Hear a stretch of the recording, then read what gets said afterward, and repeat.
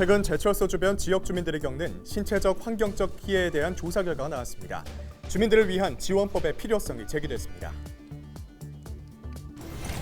문화체육관광부와 한국관광공사가 선정한 2022 한국관광의 별에 순천만 국가정원이 선정됐습니다. 순천은 습지와 나가 늪성에 이어 세 번째 수상 실적을 거뒀습니다. 전남 곳곳에 대설특보가 지속되는 가운데 24일 오전까지 최대 15cm의 눈이 더 내리겠습니다. 차량 운행과 시설물 안전에 각별한 주의가 필요합니다. 인선 2기 시군체육회장 선거 결과가 발표됐습니다. 목포 김성대, 여수 명경식, 순천은 이상대 후보가 당선됐습니다.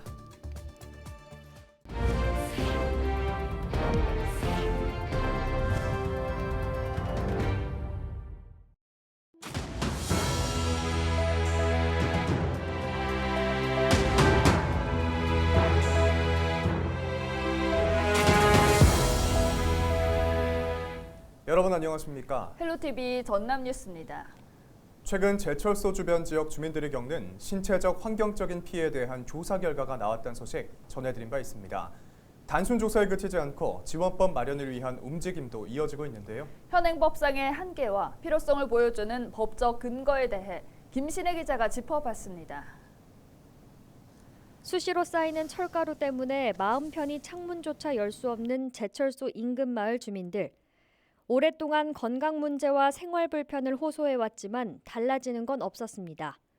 이들을 도울 수 있는 법적 근거나 제도가 없기 때문입니다. 현행법상 비슷한 법률도 제철소와 국가산단에 적용하기엔 한계가 있는 실정입니다. 노후 거점 산업단지의 경쟁력 강화를 위한 노후 거점 산단법은 20년이 지난 산단에 적용되는 법률이란 점에서 제철소 등도 포함되지만 환경오염 피해나 주민 지원을 위한 실태조사 내용은 담겨 있지 않습니다. 발전소 주변 지역 주민을 위한 법률은 주변 지역을 정의하고 지원 사업 종류 등을 명시하고 있지만 발전소 주변 지역에만 한정돼 국가 산단에는 적용되지 않습니다. 또 환경오염 피해 구제법은 시설의 설치나 운영으로 인한 환경오염 피해를 정의하고 구제 방안을 제시하고 있습니다. 하지만 인과관계를 입증하기가 까다롭고 피해자의 입증 부담이 무겁다는 점에서 실질적인 구제에는 미흡하다는 평가입니다. 올 초 진행된 주민피해 심층 면담에 이어 22일 사회적 책임 포럼이 열렸습니다. 포럼에서는 이 같은 현행법이 제철소 등 인근 주민을 위한 지원법이 필요하다는 법적 근거가 되기도 한다는 의견이 나왔습니다. 특별법이라든지 아니면 관련 법을 개정해서 국가산단 주변 지역의 주민들에 대한 지원을 할 수 있는 법을 만들어야 되는 것은 좀 명확하게 필요성이 나타나는 것으로 볼 수 있습니다. 뿐만 아니라 일반 산업단지 주변 지역 주민을 위한 지원 사업을 명시한 울산광역시의 조례는 지자체 차원의 주민 지원 노력과 제철소와 국가산단 주변 지역에 대해서는 정부가 책임져야 한다는 점을 시사했습니다. 이날 포럼에는 광양시의회 의원들과 광양제철소 관계자, 주민들도 참석해 사회적 공감대를 형성했습니다. 광양제철소 임직원 모두는 지역사회 이슈 사항에 대해서 열린 공감을 통해서 매사, 개인 또는 기업 차원에서의 역할에 대해서 최선의 노력을 다하도록 하겠습니다. 제철소 주변 지역 주민들이 달라지지 않는 현실 앞에 지쳐가는 가운데 문제 해결을 위한 움직임이 이어지고 있습니다. 이들의 호소가 허공에 흩어지지 않도록 지원법 마련과 함께 사회 전반의 관심과 노력이 지속돼야겠습니다. 헬로티비 뉴스 김신혜입니다. 대형 조선소의 사내 하청업체가 도장 분야 종사자를 집단 해고했다는 주장에 대해 사실과 다르다는 입장을 내비쳤습니다. 선행 도장업체 3곳은 23일 목포 고용노동부 앞에서 기자회견을 열고 그동안 도장 분야 종사자들에게 다른 지역 조선소와 버금가는 임금과 상여금 지급 등 다양한 협상안을 제시했지만 업무에 복귀하지 않아 계약을 해지했을 뿐 해고한 것은 아니라고 설명했습니다. 그러면서 선행 도장 분야 종사자는 저마다 프리랜서 형태로 계약을 맺고 있어 4대 보험을 업체가 부담하라는 건 연봉 1억 원 이상을 요구하는 것이라며 업체가 감당할 수 있는 수준의 협상안을 제시해야 한다고 강조했습니다. 전남 지역 주요 댐의 가뭄 상황이 악화되고 있는 가운데 전남도가 수돗물 절약 홍보에 나섰습니다. 전남도와 수자원공사, 순천시는 순천역 앞에서 수돗물 절약 동참을 요청하는 홍보 캠페인을 진행했다고 밝혔습니다. 광주 전남 지역 주요 댐 저수율은 주암댐 31%, 동복 29%, 장흥 37% 등으로 매우 저조한 실정입니다. 문화체육관광부가 주최한 2022 한국관광의 별 시상식에서 대한민국 최초의 국가정원 순천만 국가정원이 본상을 수상했습니다. 순천은 2011년과 2019년에 이어 세 번째 관광 분야 수상 성적을 거뒀는데요. 자세한 내용 서경 기자가 취재했습니다. 문화체육관광부가 주최하고 한국관광공사가 주관하는 2022 한국관광의 시상식. 올 한 해 우리나라 관광 발전에 기여한 자원과 개인, 단체 등 8개 부문을 선정했습니다. 공로자로는 대한민국 축구 국가대표팀 주장 손흥민이, 관광 활성화에 기여한 프로그램으로는 드라마 이상한 변호사 우영우가 꼽혔고, 매력이 뛰어난 관광지로 순천만 국가정원이 본상을 수상했습니다. 세계 5대 연안습지 중 하나인 순천만, 그리고 우리나라 최초의 국가정원인 순천만 국가정원. 연간 500만 명 이상의 관광객들이 찾는 최고의 관광지로서 높은 평가를 받았습니다. 올해 한국 관광의 별, 그 어느 때보다 눈부시게 빛나고 있습니다. 도시 일대가 거대한 자연 정원으로 압도적인 풍광을 선사하는 순천만 국가정원. 여기 계신 한 분 한 분이 K관광의 최일선에 서서 관광대국을 실현하고 계시는 개척자이며 감독, 연출자이십니다.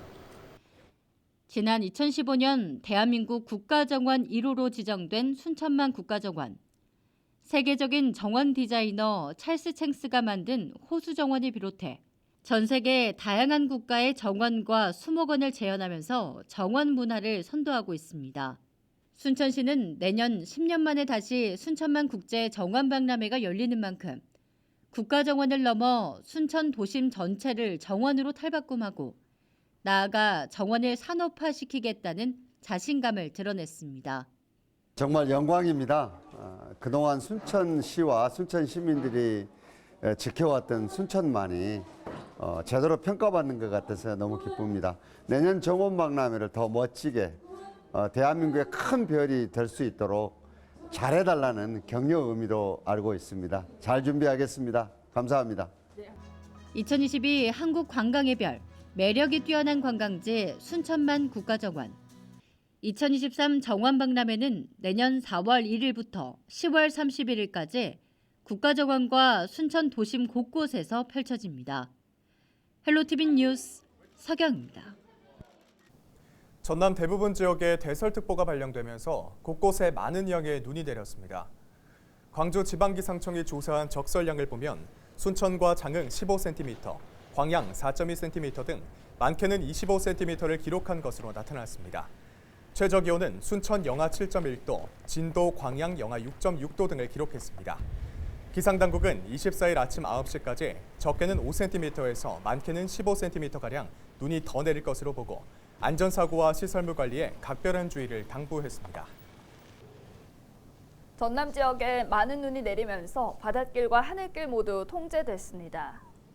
23일 오전 7시를 기해 목포와 여수, 완도, 고흥 4곳에서는 52항로의 여객선 운행이 모두 중단됐습니다. 23일 여수공항과 무안공항에서는 국내선 20편이 모두 결항됐고 24일까지 전남 지역에 눈이 더 내릴 것으로 예보된 만큼 추가 결항이 이어질 것으로 보입니다. 대설특보에 도로가 얼면서 전남 지역에 교통사고가 잇따랐습니다. 20일 저녁 7시쯤 순천 해룡면 신대지구 진입터널 내리막 구간 3차로에서는 차량 넉 대가 연쇄 충돌하는 사고가 발생했습니다. 영암 3호읍에서는 차량 석 대가 추돌해 운전자와 동승자 등 5명이 병원으로 이송됐습니다. 밤 8시 10분쯤에는 강진 무이산화들목 인근에서 영암 방향으로 달리던 7.5톤 화물차가 눈길에 미끄러져 옆으로 쓰러졌습니다. 23일 오전까지 전남에서는 교통사고 15건, 낙상사고 16건, 안전조치 19건 등 모두 50여 건의 크고 작은 신고가 접수됐습니다.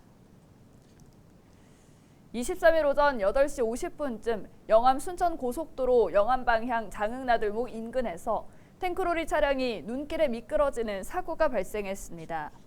장흥 소방서는 탱크로리 차량이 가드레일을 받으면서 가스가 일부 누출돼 긴급 조치에 나섰으며 이 사고로 경상을 입은 운전자를 병원으로 이송했다고 밝혔습니다.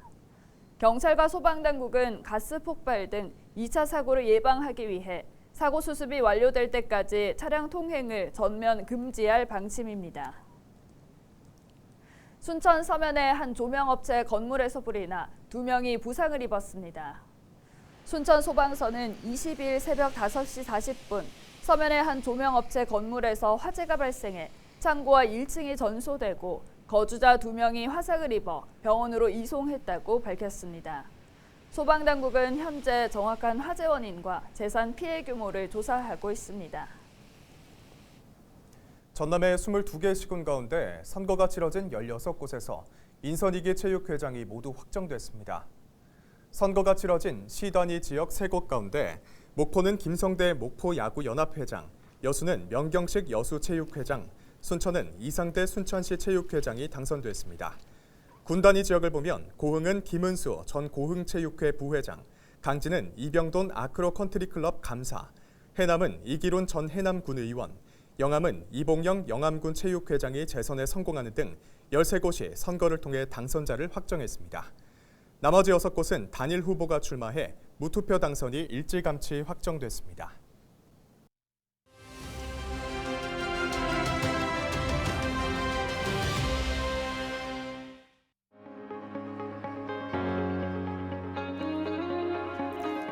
우리 지역 체육회의 수장이 모두 결정됐습니다. 대의원들의 손으로 직접 체육회 대표를 선출한 건데요. 임기는 내년 2월 16일부터 4년입니다. 그렇다면 체육회장은 어떤 일을 하게 될까요? 먼저 광역체육회장은 무보수 명예직이기 때문에 월급이나 퇴직금이 없습니다. 여기에 사무실에 매일 출근을 하지 않아도 되는 비상근직이지만 막강한 권한을 갖고 있습니다. 우선 체육회 직원들의 인사 권한이 있습니다. 또 지역별로 수백억 원의 예산도 집행하게 되는데요. 여기에 업무 추진비를 사용할 수 있습니다. 이 업무 추진비는 주로 선수단 격려 방문 때 식비나 간식비로 사용할 수 있고요. 또 국비 공모 사업을 유치하거나 지자체 예산을 받아와 각종 대회나 선수단을 위해서 쓸 수 있습니다. 이처럼 여러 가지 일을 하는 체육회장. 우리 지역 체육 발전을 위해 4년 동안 더욱더 힘써 주실 거라 믿습니다. 지금까지 데일리 브리핑이었습니다.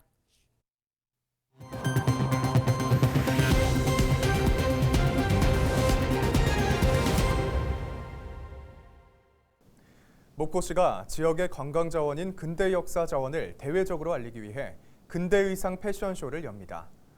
목포시는 의상업체와 업무 협약을 맺고 내년 1월 9일 목포 미식문화갤러리 해관 1897에서 모델 26명이 참여한 가운데 1930년대 의상을 선보일 계획입니다. 패션쇼 현장을 촬영한 영상은 목포의 근대문화유산도 함께 부각시켜 각종 매체를 통해 소개할 예정입니다. 근대 역사와 어울리는 패션을 도입함으로써 패션의 도시, 젊음이 찾는 그런 도시로 저희들이 홍보하고 관광 활성화를 시키는 차원에서 이번 패션쇼를 기획하게 됐습니다. 송하철 교수가 목포대학교 9대 신임 총장에 임명된 가운데 교원들의 보직 인사가 이뤄졌습니다. 목포대 대학원장에는 일어일문학과 이형재 교수, 경영행정대학원장은 김병록 행정학과 교수, 기획처장과 국제교류 교육원장에는 각각 차주환 조선해양공학과 교수와 고두갑 경제학과 교수가 임명되는 등 30여 명이 새로운 임무를 맡게 됐습니다. 해양경찰 창설 69주년을 맞아 전남에서 기념행사가 열렸습니다. 서해 지방해양경찰은 23일 기념행사를 갖고 올 한 해 주민들의 재산을 지키고 생명을 보호하는 데 힘쓴 직원들을 격려한 뒤 상을 전달했습니다. 해양경찰은 지난 1953년 12월 23일 내무부 치안국에 소속된 해양경찰대로 출범한 뒤 1998년에 해양수산부의 독립기관으로 승격했습니다. 이상으로 뉴스를 마칩니다. 함께해 주신 여러분 고맙습니다.